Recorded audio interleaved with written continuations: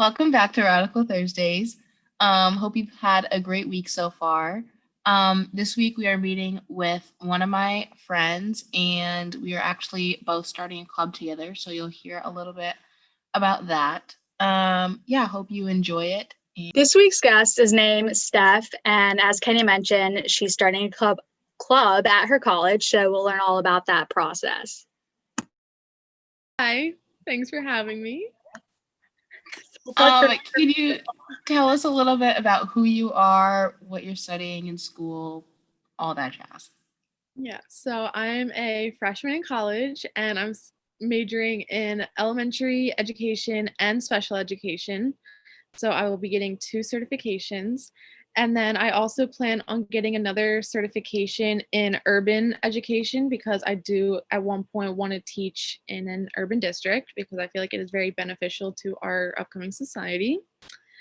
And I just love working with kids, which is kind of just what brought me into the field. I've been working with kids since I was like 12 years old, and I've always gravitated towards kids. And even like as a kid, I would play teacher with all of my friends. So it was kind of just a thing that I've always known for my entire life is like, I'm going to be a teacher one day and I'm going to work with kids for the rest of my life.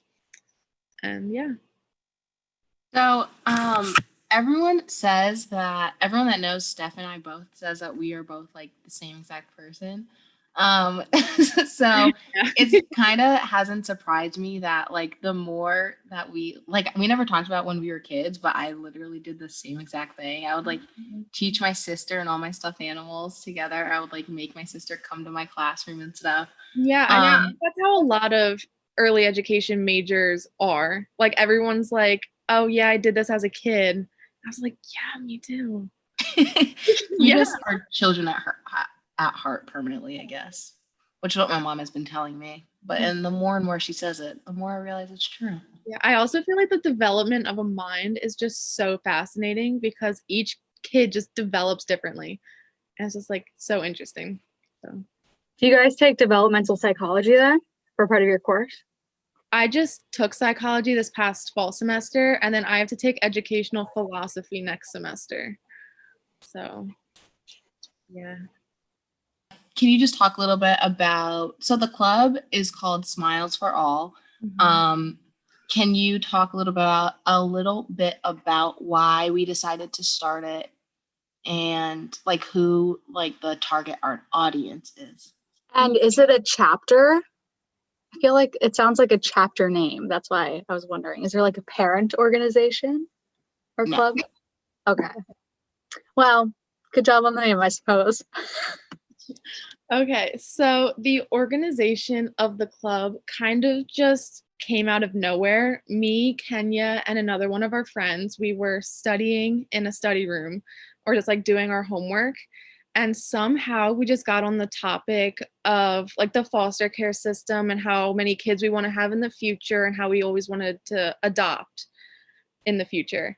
And we were just going on and on about the foster care system and how much help is needed because there are just so many kids out there that are going into rough neighborhoods and just not getting the quality like life that they deserve. So we were like, we could like start a club and just do community service in the Pittsburgh area because that's where our college is. It's like in the Pittsburgh area. So we were just so invested in trying to create a name and everything and the purpose of our club to support those around us. So that's why we called our club Smiles for All. So the purpose of it is self-explanatory. It's in the name, and it is pretty much to make everyone smile. So all the participants in our club will be smiling because it makes other people smile. And just some things that we want to do is partner with some foster care and do different events for all of those who are in the foster care system to make sure that they feel loved and feel worthy of being here because not many of them feel like that because they don't know why they're in the foster care system like most of the time. And that's the same for adoption agencies because I actually did some research and about 100,000 children are not adopted each year. And that is crazy and they're probably in the adoption homes thinking, why? So the main purpose of our club is to go and interact with the kids and just show them that there is a purpose and you can smile and there will be a light at the end of the tunnel. And that's about it. Yeah.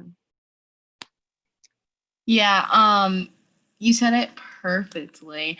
One thing that I'll add is that we're definitely focusing on foster care and adoption agencies, but also we're also looking into children's hospitals, so working with and just playing with kids who are just sick. And I think one of the main reasons that we also wanted to do it is just because, like, when you're a kid, like, all you should have to worry about is just being a kid and like playing and exploring. Like And those are these the prime times. right. And so these kids who are put in these experiences unfortunately can't worry about that. And so by us as college students just going down and just playing with these kids, we can give them even like that hour, that 2 hours to just play and feel like a kid for a little bit. Yeah. And we could also be like a role model to them and show them like you can be like us one day. You can, like, if you put your heart to something, you can do it. And that's just a quality that we wish to strive for in all of the kids that we interact with. That's really cool. That reminds me of the Boys and Girls Club, the Big Brother program or Big Sister program, of kind of having that mentor that's kind of like young, but not, too old, that can provide that mentorship that a lot of these kids lack. Yeah. And that's also another reason why I want to get my urban certification in education, because I feel like urban areas are just known, like they're stereotyped badly, and not all kids are bad. And that's just facts. Like you can't just label a kid based on where they go to school, you know? So I feel like if I can be a teacher in an urban district and show them you're not bad, okay, I will find ways to show the world that not every kid is bad. And that is like my biggest goal in life, is like to eliminate the stereotypes.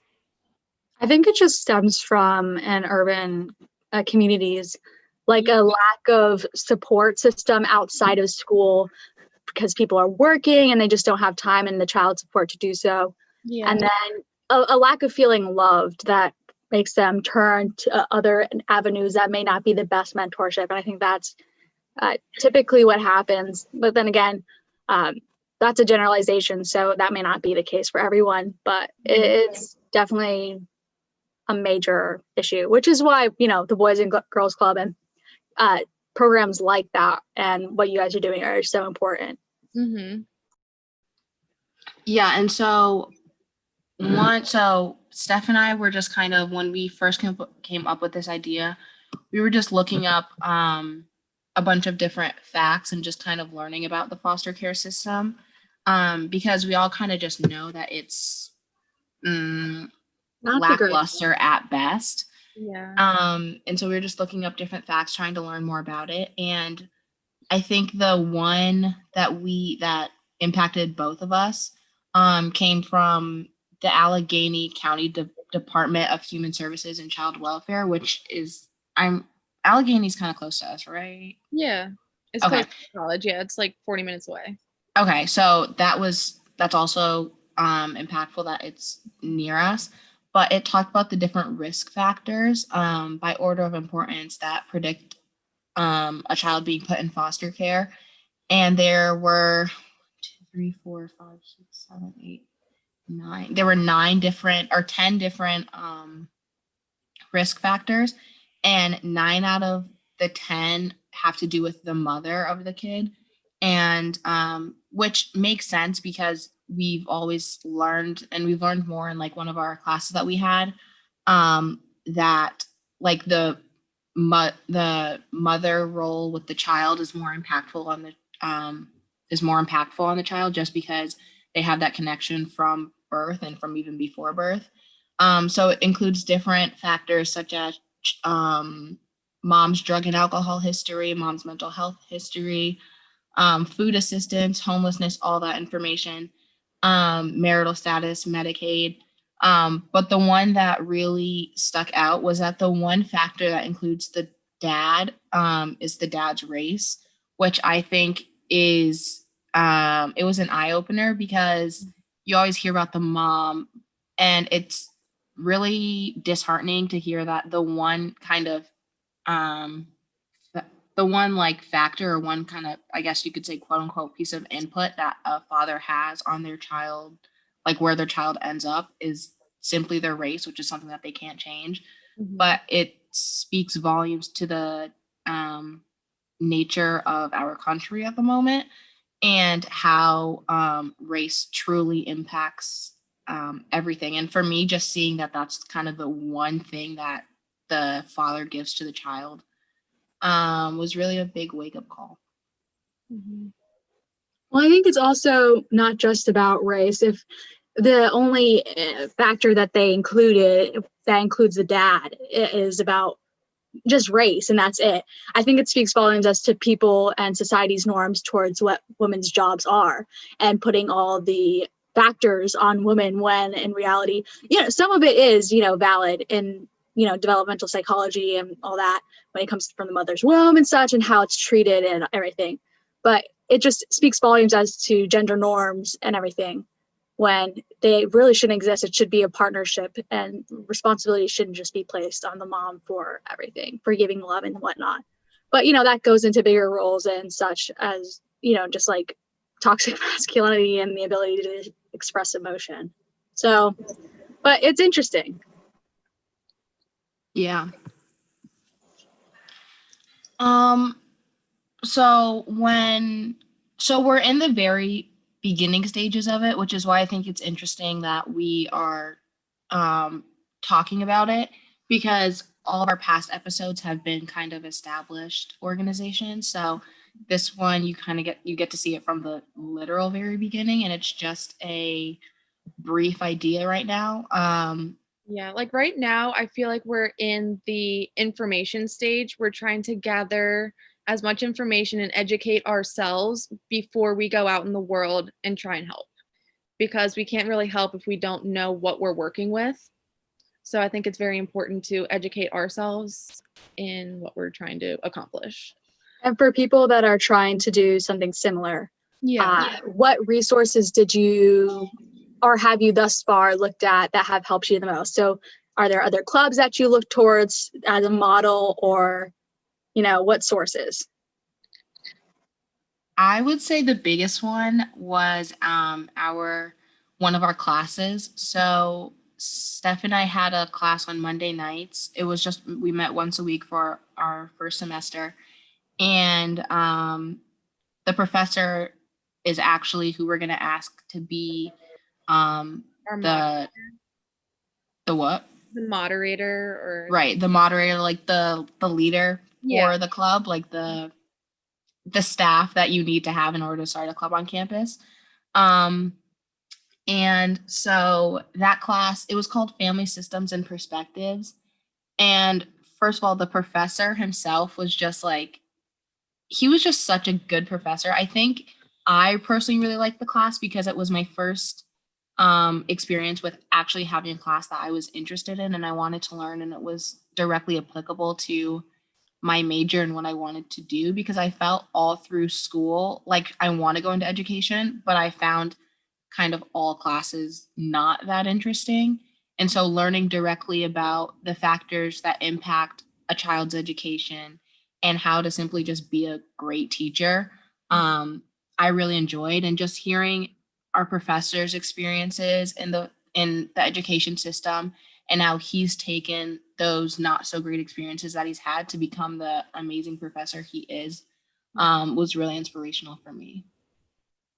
I 100% agree. He was the best teacher, role model, and he's basically someone that I strive to be as a future teacher, interact with all of my students and share stories and show them that there is a positive outcome. It just takes time. Because like Kenya said, he did have a rough educational background, and he said that much of it was because of his language barrier growing up, because he does have an accent from his home country.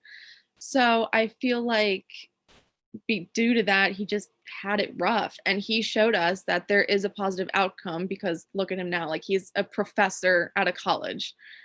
So clearly something went right, and I admire him for that. I think that one thing that he said, and he said it repeatedly, probably almost every class, that like one of the biggest key factor to becoming a great teacher is simply just taking the time to understand your students and your families. And like, I think our education system for a while has been just about producing good scores and good outcomes for more money, when that really takes a toll on the actual children that you're teaching, because you're not, at that point, you're not educating them, you're just feeding them information for them to just go out in the workforce, which doesn't really impact their lives. And so I think when you take the time to treat your students as actual human beings and as like young people growing up, it makes a major difference on who they become and how they impact the world. And one thing that Bella and I were also talking last night, this is kind of a side note. Bella and I were talking last night, and one thing that I said, we were just talking about like what we want to do in life, kind of. And I texted this. I said, my one goal in life that everything boils down to is educating children in a way that they can change the world. And for me, that's all I want to do, because I feel like if I can impact even one student, then that student can go out and impact another person. It's just a chain effect from there. And so for me, that's my one goal. And I think that our club in starting this is a great start to that. Fun fact, I'm almost certain, and I'm like 90% sure on this one, because if it's not this guy, it's another guy.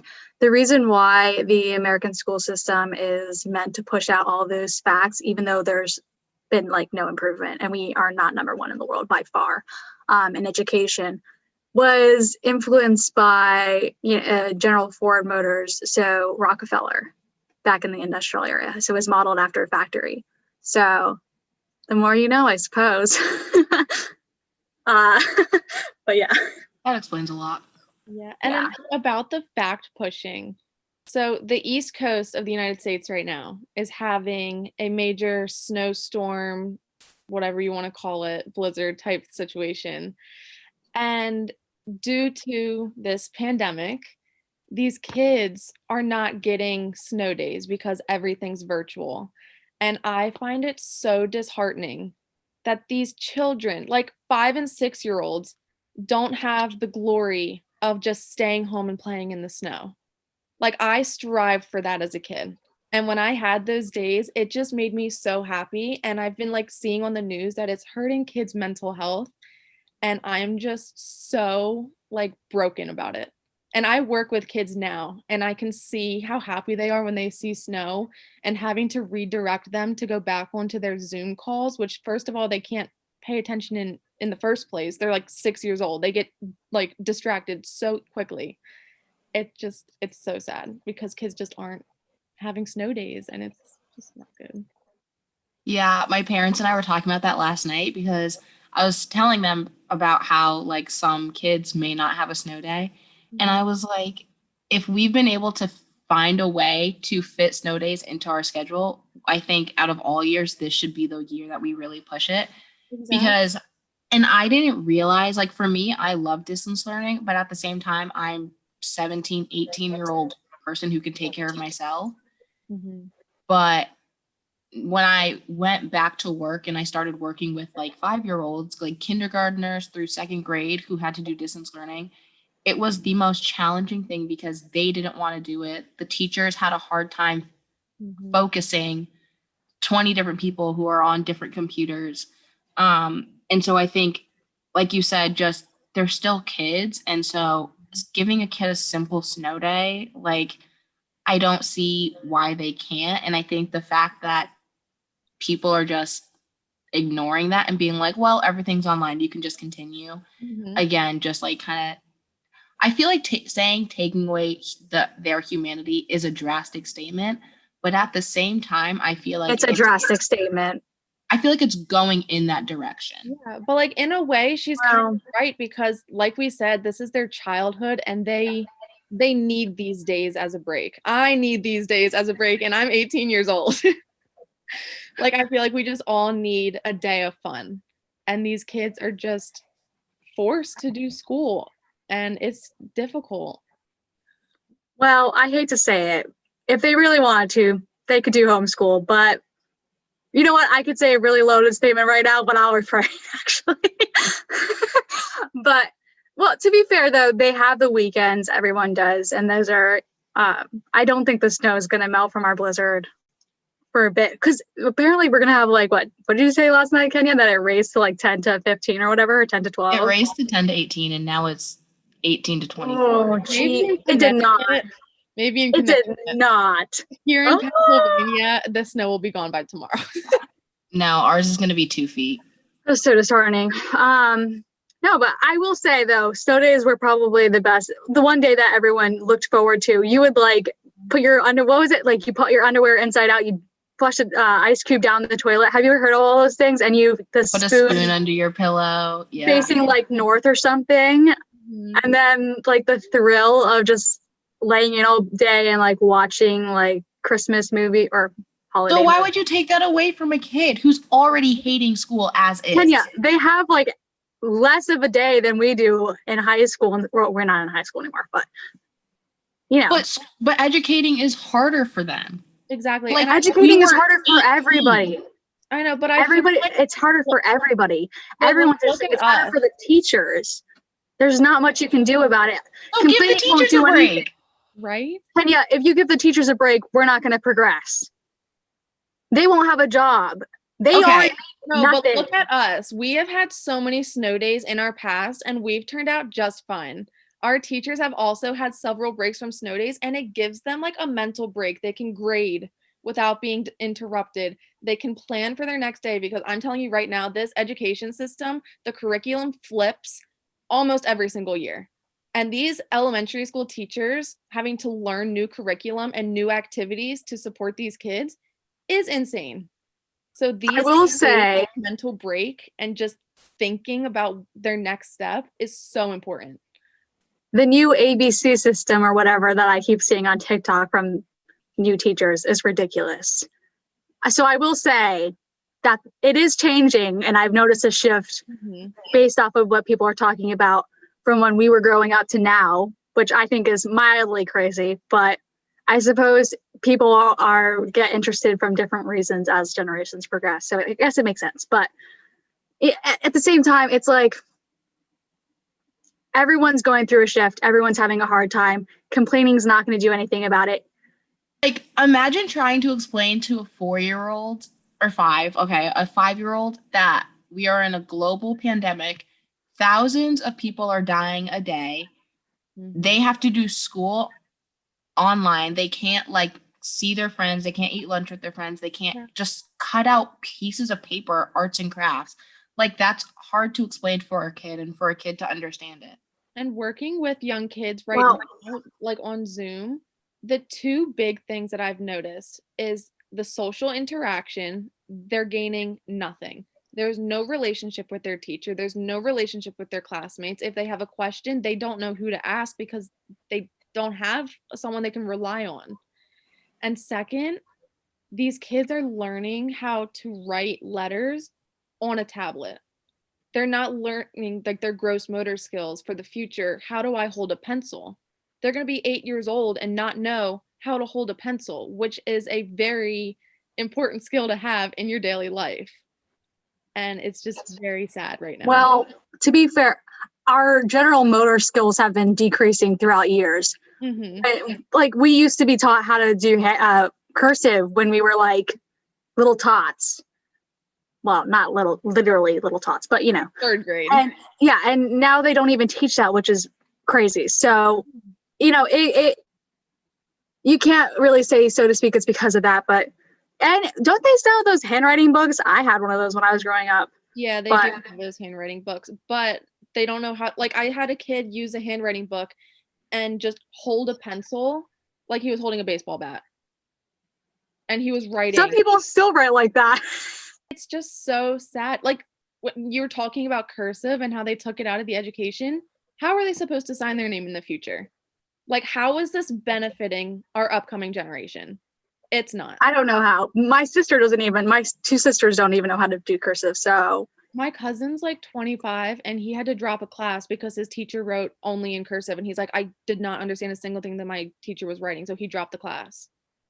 I think it's very much so regionally based and then like by school district, because some school districts for little ones I've seen, like based off of what people have been sharing, like major collaboration, and they're explaining the virus in such a way that children are even playing in, like when they have limited class sizes, obviously in recess. There's a video on the internet.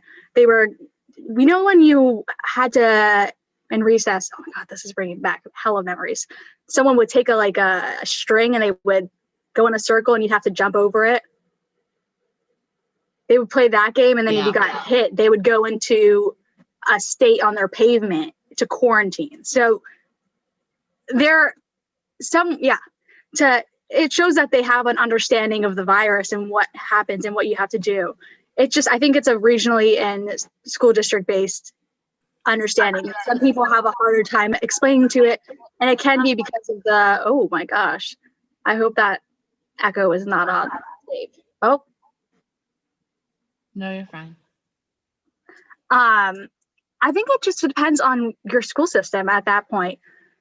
It really depends on the school system, which is sad. I wish it was more of a universal, what's happening and how you approach things, but unfortunately that's not reality. And that goes back to what you were saying earlier with the urban school districts, which is really depressing, especially when they don't have access to, those tablets that you were mentioning and those computers, and they really lose out on the social interaction. So I think it's really just about disproportionately impacting urban versus, rural cities. Exactly. And like bringing up the supplies in the urban district, I actually saw a TikTok series, which I believe I showed to Kenya one night while we were studying. And it was talking about teachers' pay rates. And we know for several years there have been countless amount of strikes to try and increase teachers' pay. And I would just like to say right now, I voluntarily chose this career for the children. I do not care if I make $30,000 a year or $80,000 a year. If I am helping people, I'm doing my job. And I would like this video that I saw on TikTok was a woman buying groceries and 3 notebooks for her students. And she did not have enough money. So she told the cashier, oh, just take away the eggs. I'm getting these notebooks for her children. So these teachers, the classrooms, how they're decorated, that's teachers' money. That's not the school's money. So the money that teachers make, whether it's $30,000, $40,000, $50,000, that is going towards the children to get them the supplies that they need, no matter where they live, to help them. So I feel like that's just a total misconception in today's society, because they're like, oh, teachers make $70,000 a year. What else could you need? What? I have never heard a salary that high of a teacher. It depends on where you are. Washington, D.C., me and Kenya did research, and it was 73 or something like that. If you're in a good school district or your private school, though, the public schools in DC are not that good. But either way, there are teachers out there making 60, 70 grand a year, and that is above average for the United States. The average is 30 to 40K. So for teacher salary? Yeah. Okay. So even if you're on the higher end of the teaching pay scale, that money's still going towards the kids. Yeah. So I feel like if you're working in an urban school district, if my kid needs an iPad, I will rent him an iPad or her an iPad. If they needed to improve their educational skills, I will do it for them. And that's my goal as a teacher. Oh my goodness. I just remembered ABC Mouse. That was part of my point earlier, but I totally forgot about it. Anyway, that's not important right now though.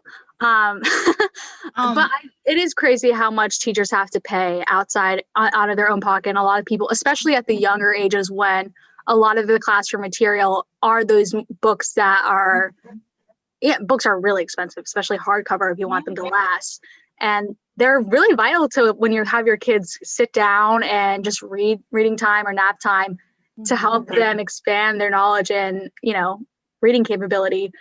I was gonna say with the urban, so we're gonna get our urban certification, and just the urban school in general. So two things. One, the fact that like urban teachers get paid more than suburban teachers simply because teachers don't want to go teach in those rough areas, to me is really sad.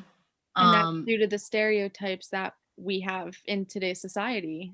Right. And the other thing, which brings back to another conversation that we had while we were at school, was about the police officers in schools. And Bella and I didn't have police officers. We had like a drug officer, but they were there once a week compared to urban city schools. And I guess way more schools than I even noticed have multiple officers in their schools who are roaming the halls, who are there every day. And that was just such a big wake up call. And I remember I had a little mental breakdown about it, because the fact that school can't even be a safe place for kids to learn. And I understand the violence and the threat, of course, but the fact that like 5-year-olds have to walk through a metal detector every day before they go to learn is such an astonishing fact. And I mean, I don't know the solution, but I believe that there has to be a better solution than having metal detectors in schools. And there are movements that are slowly taking them out of schools, but they're still very present in a decent amount of schools, and even just police officers in general. To clarify, it's a circumstantial fact, technically. But when I was growing up, before I moved to Granby, I lived in a suburb of DC. And before the year that I moved here, the first half of the year, I switched to public school so that it would be an easier transition, kind of same playing field. And at least in the elementary school, we didn't have metal detectors, but we had police that would kind of monitor. And, they were nice. It's not as scary as you think, because usually the police officers in the younger schools are nicer. That's not to say that that's consistent across the board. But in the middle school, literally right next to the elementary school, there were metal detectors, like Kenya mentioned, and you would have to go through them to get into the middle school. And that would be because kids would bring violence into the school, and they would have to, screen for like knives and pocket knives and things like that people would try to sneak in. So, but it is crazy that you would even have to have that in the first place. But I think it also speaks to what we were talking about earlier with that lack of, mentorship outside of the school or positive influence. One thing while we were also, Steph was also like just researching some more about this. One fact came from youthtoday.org that said that 25 to 40% of foster care homes are abusive and are known for neglecting the child. And that's just another thing that we aim to. I mean, we can't help in a massive way, but even just that small, like again, those small few hours of like joy that we give to a kid is, I think, can be very impactful on the child, and just creating that positive influence. And not even, I think the connection that we will make with the kids will go beyond just those 2 hours, and we can become like their mentors, like Bella said, and like their advocates, and just become, I don't know, like just create that connection for these kids. And I understand that it's not every kid, it's not every situation, but whether the kid is in foster care or they're sick in a hospital, they're going through experiences that are less than ideal. And I think us just being there to support them and letting them know that someone truly cares for them can play a major role in their lives. And it provides safety for children that may be in the more unstable environments. That Agreed. sense of just comfort, like a blanket Mhm. that they may not have. Well, not literally though, of course. So, and then like just for reference for like the people listening to this podcast, our club, when we partner with like foster care systems or adoption agencies, it's not aimed specifically towards younger children. The foster care system is birth to 18. And the adoption agency is also birth to 18. So we will be working with people of all like up to 18 basically. It's not just aimed towards our youth. It's for all people in those situations. Like Steph mentioned, it is a lot of people forget about the teenagers because they just don't want to deal with it. We're going through a lot of emotions the older you get that are maybe vocalized in not the most pleasant way. And also to that, there are siblings that go into the system that get separated, and that causes a lot of trauma. Lots of people that go into the system end up coming out with it with PTSD, like Steph mentioned, homelessness, as soon as they become 18 because they're no longer the government's responsibility. And these are difficult things. They come back from, if they get to college, which not the majority don't, they're coming back to no house when they go on break and things like that. It's a lot of heavy emotions that negatively impact society as we progress. So if there are small ways like this program that we can help mitigate that trauma and that negative impact, it will be better as just a generally a good society. But side note, kind of, because it has to deal with the foster care system, but not really. Have you watched the movie Instant Family? No. But Kenya was trying to get me hooked on the show The Fosters. I don't like that show. It was just too boring for me. I watched like 3 episodes, and then obviously we came home for winter break. So me and Kenya haven't really continued watching it. But I was so invested just because I am passionate about learning about the foster care system. And I think the show is just a good representation of what it is. And yeah. I love that show. I love that show. Watch Instant Family, people. It's a good movie. Anyway, on to our next fact. So when we were talking about the fact stated by Youth Today about the 25 to 40% of homes are most likely abusive or known for neglecting the child, a factor of that neglect is often that the foster care is through the government. The government pays families to support that child. Therefore, they're making a monthly income for one child.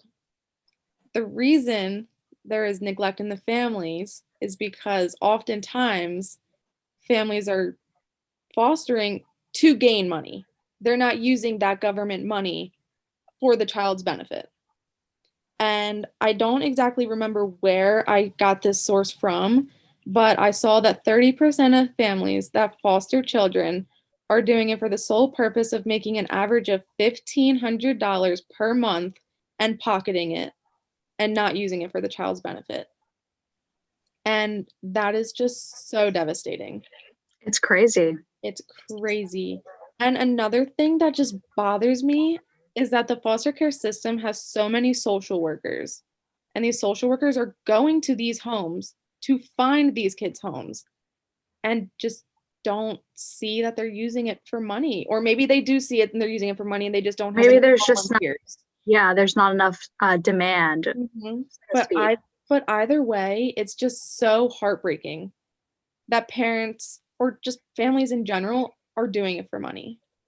Yeah, I've never understood why, granted, every situation is different. So it may be one of those things where it helps supply their income and ability to feed, the child. But I've never understood why the money wouldn't just go to the child itself and to their own bank account or what have you, or why the family wouldn't invest it for the child to use so that they can, get things that normal kids do or save and things like that. Yeah, but it's crazy. Exactly. Doesn't make sense. And like you said, like a lot of these kids come out with PTSD or homelessness. That money per month to not be neglected or just to be saved for the future of that child could completely change the outlook of our Yep. foster care system. And it's just not changing. And I think that's another reason why me and Kenya are trying to create this club, because it's been statistically proven that a smile a day can last forever. Like, people will look back on that day and be like, oh my gosh, do you remember when they came, or like when they complimented me or something? And I just, like, that's our goal, is to make people smile and remember that smile. Yeah, and like it's about 30% of families that are doing that when just like using the money. And so obviously that leaves 70% of good foster families. And I know Yeah. like one of our close family friends, they're an amazing foster family. But like just the kid is already going through so much trying to understand like why they were put up for foster care, why they were put up for adoption, and they're trying to figure out their personal life issues and then like their relational life and so many other factors. I think the least you can do is take that extra income, because if you were living off it before, this goes back to another conversation that my parents and I had yesterday, but if you were living off the income that you were already making, that extra income I think you can put towards the child and just um trying to just minimize another problem that they would have to worry about in the future. um Yeah. but yeah. Even if it's just like half of the check goes to the actual child and the other half goes to like feeding the child and things like that, I think it only makes sense. If you're going to spend that much money, there's many ways you can split it up to benefit everyone in the situation and to mitigate chances of homelessness and things like that. Maybe they'll be able to get a therapist or something to also help with the PTSD. But it's very traumatic, especially for, like you said, not having like not knowing what's happening really. If you're in a situation where your parent or your guardian, whichever may be the case, is going through a situation every couple months, and they get custody again every couple months, and then you go back to foster care, that constant change and that internal struggle that you have of like feeling like loved and like lost. Mm-hmm. And then if it involves siblings also and other people, it leads down to the road for anxiety, depression, sometimes PTSD, like I mentioned, and like tons of other mental health issues that can repeat the cycle. Yeah, they just don't have a sense of home. They don't have a quote unquote home. They have multiple. So I think that's just, I don't know. There's just no words to describe it besides it's sad. And the mental health of children in general, like as the generations go on, like the mental health is decreasing.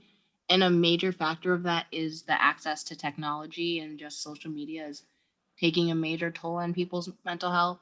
Um, so I can't even begin to imagine the mental health that the foster care or being in a hospital has on a child at such a young age. Um, but yeah, I think our club, I mean, we've said it before, but it all just comes down to that short moment of happiness that we give them, and hopefully the long-term impact and relationships that we're able to build and change their lives from there. And I feel it like we're not trying to be like a savior, have that savior complex. Like it's simply just becoming a friend to these people. Because at the end of the day, I think that's all a person really needs, A shoulder to lean on. Yeah. Lean on me. When you're not sure. Okay. Anyway, I think me too. It's what I was supposed to say just flat out cancer camp, but that could be misinterpreted when people don't know what cancer camp is. That was like kind of our theme song, but we had little like not puts in, what are they called? Oh, we would insert some words here and there to the gaps. Anywho, none of that is of importance right now. I think right about now is a nice little transition to our connection to food. Yeah? Sure, go for it. So since they are dealing primarily with foster care individuals, and then sometime it sounds like a little less of hospital children in hospitals. Oh.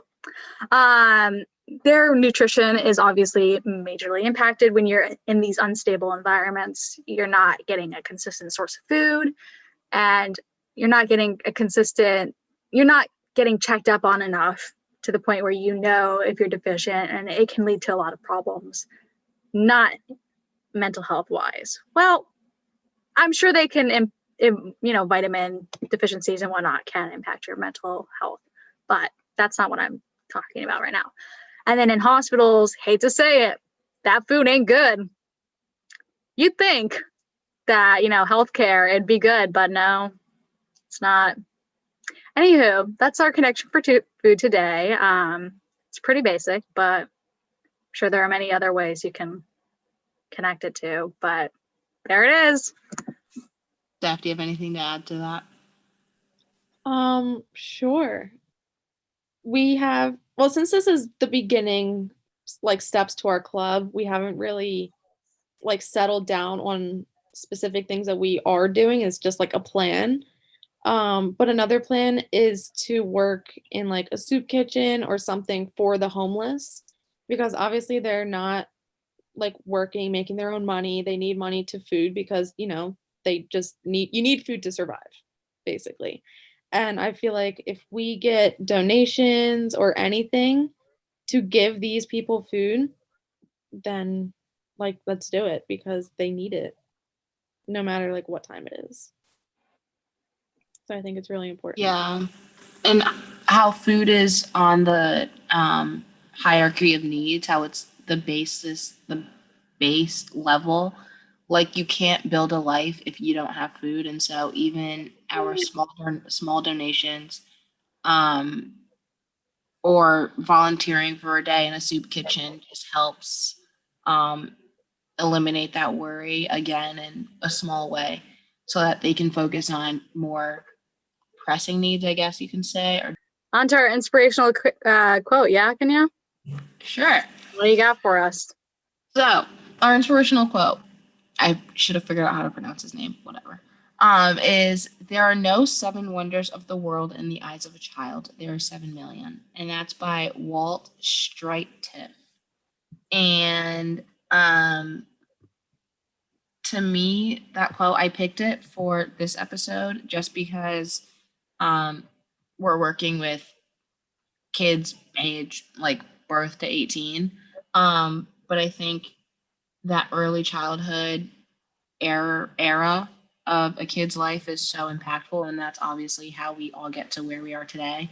And so it connects to our major and our degree in teaching, and also just the club in general, just us really focusing on that time period in these kids' lives and trying to help them to access all of their imagination and all of their hopes and dreams.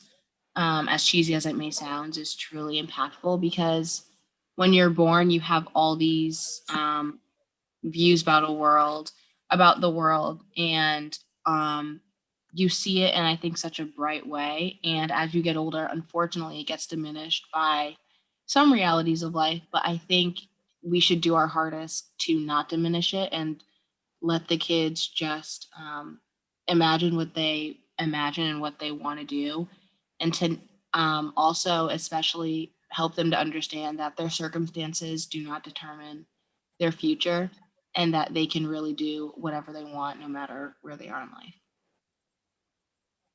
Right on. Alrighty then. Any final words of wisdom, Steph or Kenya, this time? None? If you're good at that. Uh,